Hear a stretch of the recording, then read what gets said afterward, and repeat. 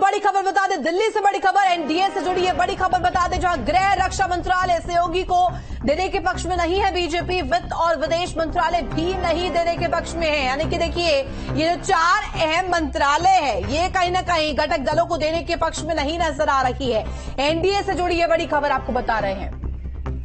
तो खबर पर जानकारी के लिए संवाददाता अमित चौधरी हमारे साथ दिल्ली से लाइव जुड़ गया। अमित, देखिए, सरकार 3.0 का लगातार जिक्र हो रहा है, लेकिन सरकार गठन से ठीक पहले जिस तरीके से बैठकों का दौर है और जिस तरीके से मंत्रालय बंटवारे को लेकर के अब सूत्रों के हवाले से जानकारी मिल रही है कि यहां पर अहम मंत्रालय मांगे जा रहे हैं, जिसमें रक्षा, रेल मंत्रालय भी शामिल है, लेकिन एनडीए फेवर में नजर नहीं आ रहा है।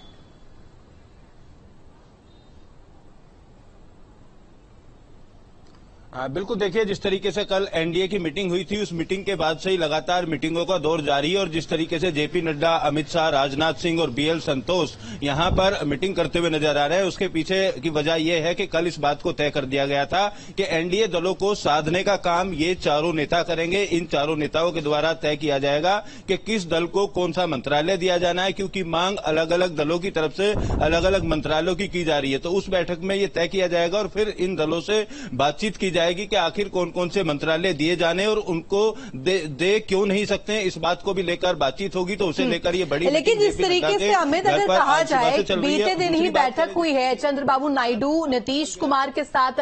तमाम जो घटक दल है उनके तमाम दिग्गज चेहरों के साथ ये कहा गया था कि एन फैक्टर बेहद अहम रहेगा, नीतीश और नायडू। लेकिन ये स्थिति उत्पन्न की गई कि सब कुछ ठीक है, ऑल इज वेल, लेकिन अब ये जिस तरीके से बात आ रही है, अहम मंत्रालय की मांग यहां पर की गई है, क्या तोड़ इसका निकाल पाएगी बीजेपी?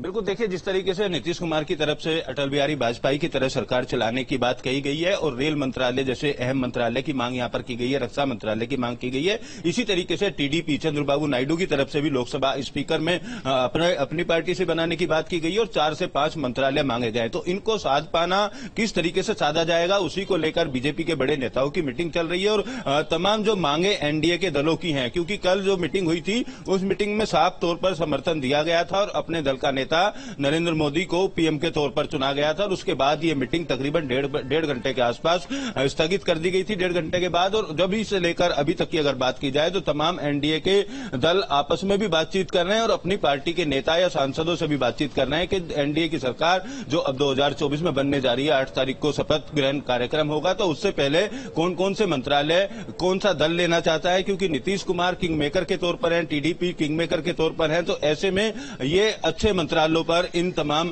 राजनीतिक दलों की नजर है। चिराग पासवान की बात कर ले तो चिराग पासवान की तरफ से भी सूत्रों के हवाले से ये जानकारी आ रही है कि 2 मंत्रालय चिराग पासवान की तरफ से भी मांगे गए, क्योंकि 5 सांसद उनकी पार्टी से जीतकर, बिहार से जीतकर आए हैं। तो ऐसे में तमाम सहयोगी दल जो भी एनडीए के हैं वो मंत्रालयों की मांग करने के साथ साथ ऐसी चीजों से दूर रहना चाहते हैं जैसे सीएए कानून को लेकर विरोध देखा गया था और बीजेपी को नुकसान भी इस बार उठाना पड़ा, बहुमत के आंकड़े से काफी दूर बीजेपी रह गई है। तो इन जो सहयोगी दल है, इनका यही मानना है कि अगर इस तरीके के मुद्दों से दूर रहेंगे तो हो सकता है आने वाले चुनावों में, आने वाले समय में एनडीए के तमाम दलों को और बीजेपी को नुकसान ना उठाना पड़े। लिहाजा अटल बिहारी वाजपेयी की तर्ज पर ही आने वाली जो सरकार है उसको चलाया जाए। अब एक तरफ तो समर्थन दे दिया गया, दूसरी तरफ मंत्रालय को लेकर जिस तरीके की खबरें तमाम राजनीतिक दलों की तरफ से सामने आ रही है, तो बिल्कुल बहुत आसान डगर तो नहीं है एनडीए की सरकार का गठन करना और मंत्रिमंडल का विस्तार करना। फिलहाल इंतजार 7 तारीख का, यानी कल को जो होने वाली मीटिंग है वो बेहद अहम है और कल से पहले ही इस बात को तय कर लिया जाएगा कि किस किस पार्टी को कौन कौन से मंत्रालय दिए जाने। कई बड़े मंत्रालय की चाहत नीतीश कुमार जिस तरीके से रख रहे हैं उसी तरीके से चंद्रबाबू नायडू भी रख रहे हैं, चिराग पासवान भी रख रहे हैं। आएंगे आपके पास एक और बड़ी खबर सामने आ रही है, दर्शकों को बड़ी खबर बता दें, जहां नीतीश कुमार ने जेडीयू सांसदों के साथ अहम बैठक बुलाई है। आज देर शाम हो सकती है ये अहम बैठक, एनडीए संसदीय दल की बैठक से पहले ये बैठक बुलाई गई है जेडीयू की तरफ से और नव निर्वाचित सांसदों की साथ बैठक करेंगे और यहां पर बैठक के बाद सभी सांसद एनडीए की बैठक में भी शामिल होंगे। बिहार में मौजूद सांसदों को भी दिल्ली तलब किया गया है, दिल्ली पहुंचने का आदेश दिया गया है। ये अहम जानकारी फिलहाल मिल रही है। नीतीश कुमार ने ये ऑर्डर दिया है कि जो भी सांसद यदि दिल्ली में नहीं है, वो दिल्ली जल्द से जल्द पहुंचे। एनडीए संसदीय दल की बैठक से पहले उनकी बैठक होनी है। अमित, देखिए जिस तरीके से जेडीयू का रुख है, अब साफ तौर पर यहां पर कह दिया गया है, नीतीश कुमार ने यहां पर निर्देश दे दिए हैं कि दिल्ली जल्दी से जल्दी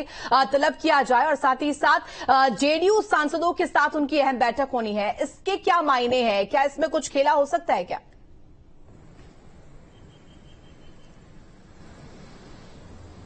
देखिए, नीतीश कुमार को माना जा रहा था कल जिस वक्त एनडीए की मीटिंग खत्म हुई उस वक्त नीतीश कुमार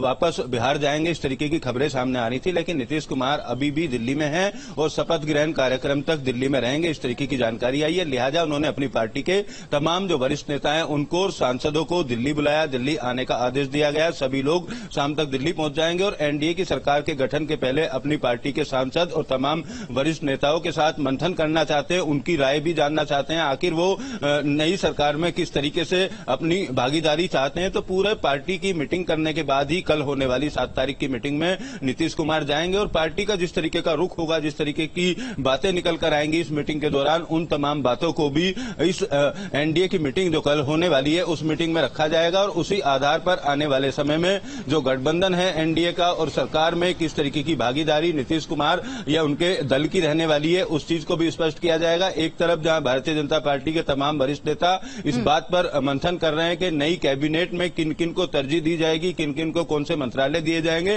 वहीं दूसरी तरफ सहयोगी दलों की बात की जाए तो नीतीश कुमार लगातार अपनी पार्टी के नेताओं के साथ साथ बात करने के साथ एनडीए के अन्य दलों के साथ भी बातचीत कर रहे हैं। कल रात भर भी बातचीत का दौर जारी रहा और आज भी सुबह से इसी तरीके की हलचल तेज है। लिहाजा अब माना जा रहा है कि शाम को होता है, ये तो देखने वाली बात होगी। लेकिन जिस तरीके से तमाम मुद्दे हैं जिसमें कहीं ना कहीं परिप्रेक्ष्य देखने को मिलता है, सीए जैसा मुद्दा, जनसंख्या जैसा मुद्दा, जनसंख्या कानून जैसा मुद्दा, माफ कीजिएगा, और इन सभी मुद्दों में कहीं ना कहीं विरोधाभास देखने को मिलता है। अब ये कैसा तोड़ सेटअप किया जाएगा बीजेपी की तरफ से, क्योंकि बहुमत की स्थिति पे तो बीजेपी नहीं है, जोड़ तोड़ की राजनीति से ही कहीं ना कहीं सरकार का गठन होगा।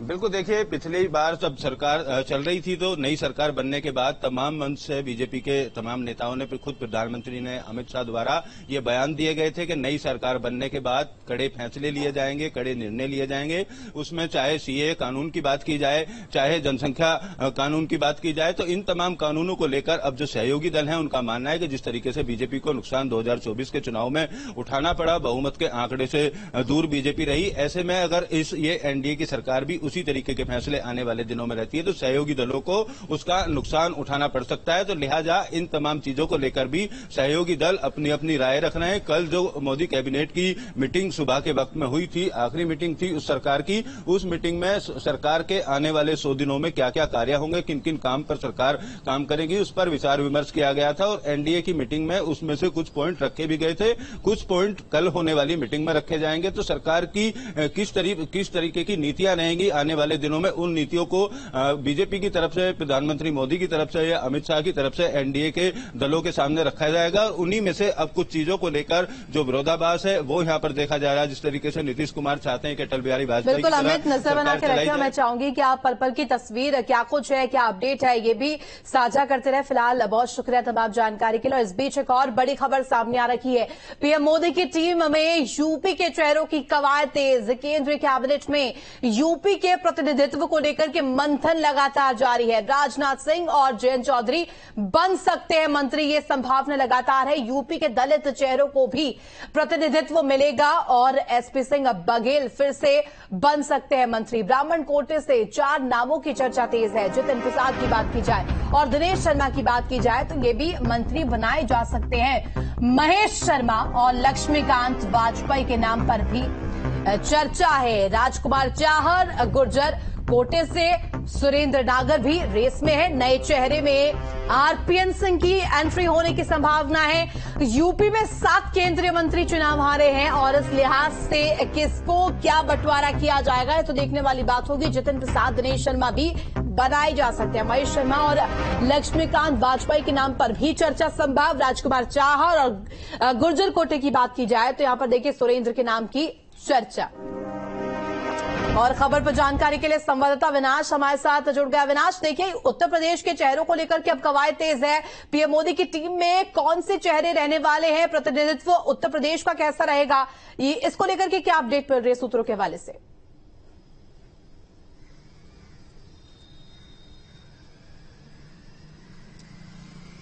देखिए, देखा जाए तो हालिया चुनाव में यूपी के कई जो केंद्रीय मंत्री थे वो चुनाव हार गए, जिसमें अगर हम करें अजय मिश्रा टेनी की बात करें, साधु निरंजन ज्योति की बात करें या फिर कौशल किशोर की बात करें, तो ये सारे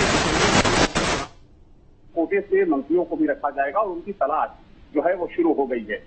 जो जानकारी मेरे पास है उसके मुताबिक क्योंकि जातीय आधार पर जो कैबिनेट है, कैबिनेट का गठन किया जाता है, उस मंत्रियों को रखा जाता है, तो यूपी से जिन नामों को लेकर चर्चा है उसमें देखिए मुख्य रूप से अगर कौशल किशोर की बात करें तो दलित वर्ग से आते हैं, जाहिर सी बात है कि कौशल किशोर की जगह पर एक दलित चेहरा रखा जाएगा कैबिनेट में। वहीं अगर महेंद्र नाथ पांडे की बात करें तो क्योंकि वो ब्राह्मण कोटे से मंत्री थे, तो उनकी जगह पर हो सकता है कि जितेंद्र प्रसाद या किसी दूसरे ब्राह्मण चेहरे को जगह दी जा सकती है, जिसमें लक्ष्मीकांत वाजपेयी का नाम भी प्रमुख रूप से लिया जा रहा है। वहीं अगर हम कुर्मी कोटे से बात करें तो कुर्मी कोटे से माना जा रहा है कि आरपीएन सिंह का मंत्री बनना बिल्कुल तय है, या हो सकता है कि पंकज चौधरी भी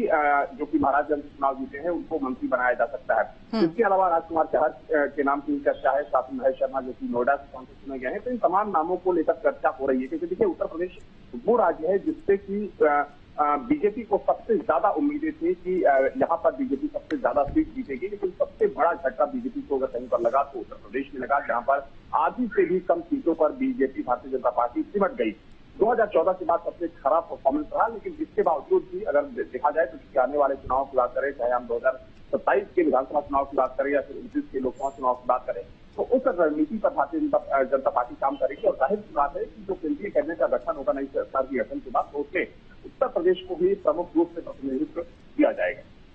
अविनाश, लेकिन जिस तरीके से कहा जा रहा है, जो जिताऊ कैंडिडेट्स है जिन्होंने यहाँ पर प्रदर्शन अच्छा किया है, जिनका परफॉर्मेंस रहा था ठीक, उनको कहीं ना कहीं रिवॉर्ड कर सकती है पार्टी।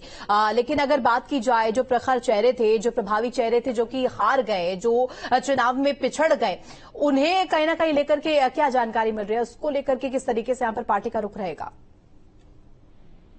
देखिए, अगर हम महेंद्र नाथ पांडे